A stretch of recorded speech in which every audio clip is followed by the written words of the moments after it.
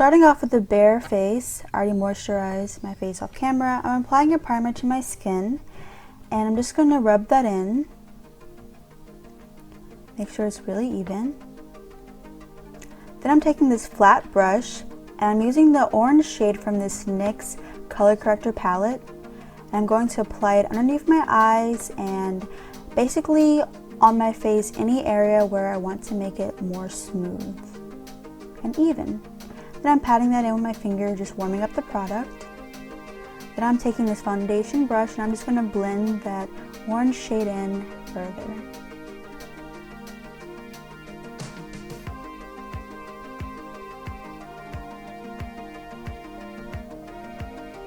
Now applying foundation, I'm using the Smashbox foundation and L'Oreal Infallible. I'm mixing all three of those colors together to get my perfect shade, and then I'm just using a flat brush and I'm putting it on my face.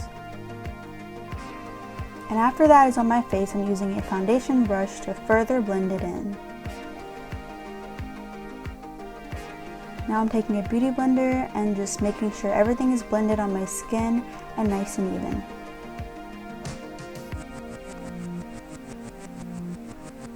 Now I'm taking a white shade from this eyeshadow palette, I will list it below, and I'm going to take and apply it to my lid just to even out my eye and prep for this taupe color I'm going to be applying next. So I'm applying this color into my crease, and I do go over it multiple times just like to warm up my crease and get it ready for the other shadows I will be applying later. And I applied this frosty highlight color from this NYX palette off camera. Now I'm taking this LA Girl Pro Concealer. I'm going to use it to cut my crease. And this is pretty much just creating a nice base for the shadow I'm going to apply afterwards. And one thing I learned when cutting my crease or just applying this base is that less product is always better, because when I use more product it would just get everywhere and it would just make things worse. So I'm just making sure I use little product and patting it on.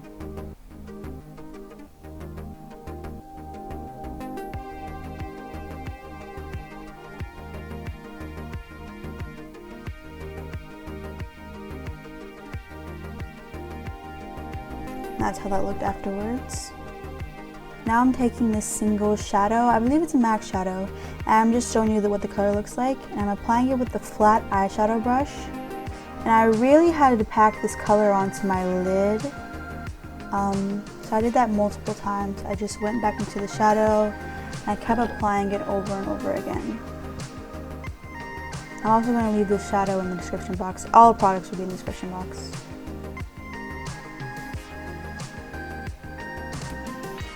And I'm just using a fan brush to brush the fallout away. There was quite a bit of fallout.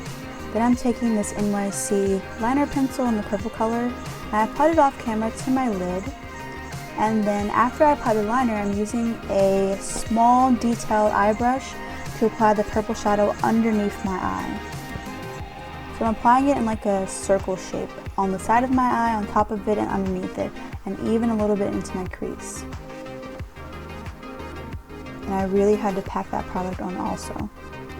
Now I'm taking this blush tone color.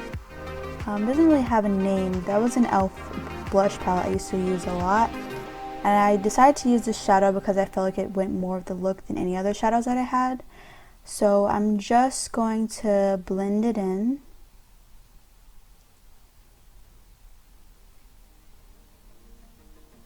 And I went over that multiple times to make sure there was really a transition between the purple color and the pink tone color.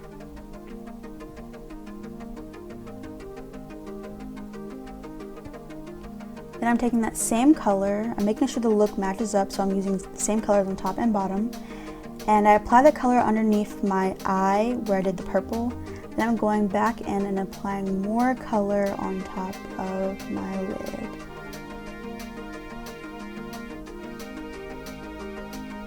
And now I'm going to conceal my face and highlight. So I'm just going to apply this. My camera was getting ready to die when I was doing this part, so I did blend my highlight off camera, but I did go through the motions of my beauty blender just to show you like how I would normally blend it. So I went ahead and applied my liner and my lashes off camera and blended my highlight, and now I'm going to use a powder that's the color of my skin and just press it into my face, because I was a little bit oily, so I wanted to make sure it was very matte.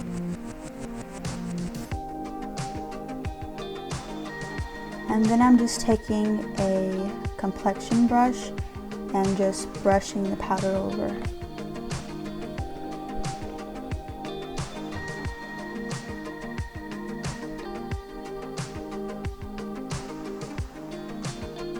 And now I'm going to go ahead and contour my face, making sure I get where the chin is, because you know you got to have that snatched chin and cheekbones. Then I'm going to apply blush, and I believe I used the same color from the blush palette just to make my look tie together more. So I did apply a little bit more than I expected. This palette was like way more pigmented than I expected, so I had to go back in with my complexion brush and kind of like dust away that extra blush that I didn't want up there. It was very bright. Now I'm going to go ahead and highlight. I'm taking the same color I applied on my brow bone and on my inner corner. I'm applying that to my cheekbones and to my nose, my button nose, and on the bridge of my nose. And it's very bright and sparkly, and I like that.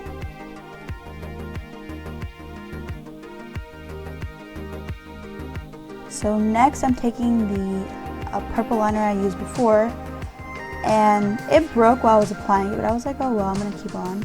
So I just applied it to my lips, and I smelled it because it has like this really weird smell to it. I don't know how to describe it. I was doing makeup and I was like, what is that weird smell? And it was the liner. So I just applied it to my whole lips like I would apply a lip liner. Now I'm taking this purple NYX liquid color, and I'm going to apply that everywhere on top of my lips where I applied the lip liner.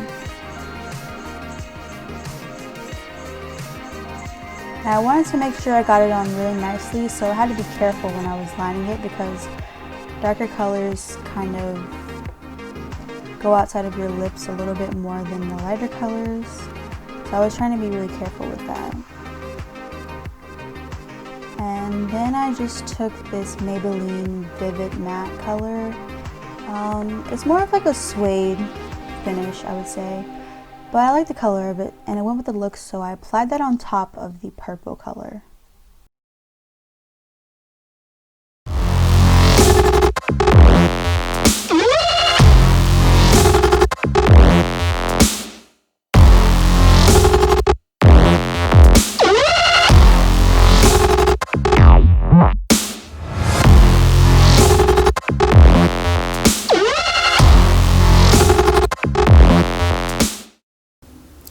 Thank you for watching my video. I will leave my social medias in the description box, and if you like this video, don't forget to give it a thumbs up and subscribe, and also leave a comment in the comment box below.